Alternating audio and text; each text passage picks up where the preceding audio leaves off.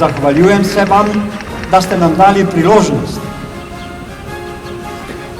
da vam pomagamo na tej poti, da se oblikujete kot vojaki, da postanete vedno boljši in da ne boste dovolili, da postane pravilo naključje, sreča v neki situaciji, ampak da boste vse strokovne izzive znali rešiti tako, kot jih vojaki rešujejo.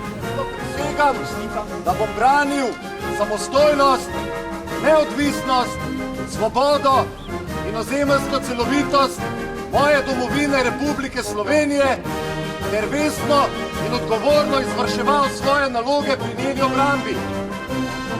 Kandidati, potrdite svojo voljo z besedo prisegam! Prisegam! 11.11. sem prišel sem, je kar težko verjeti, da je že minili 4 mesece. Bili so kar naporni meseci, moram reči, tudi vreme ni prizanašalo nam, ampak dosti smo jih tudi izgubili, nekaj jih je odšlo, poškodbe, razne.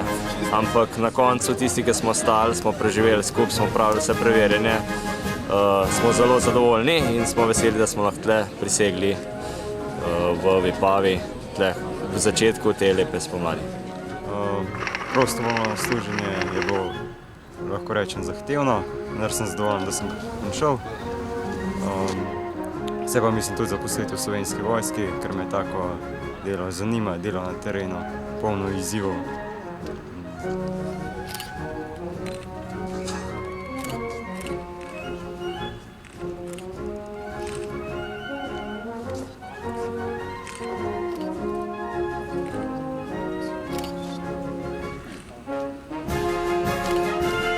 Kot poveljnik veščinskega centra Vipava sem zelo zadovoljen ob zaključku te generacije. Ta generacija se je pokazala za zelo specifično. Moram reči, da na začetku je bil zelo velik osip. Kandidati, kateri so se prijavili, niso vsi končali.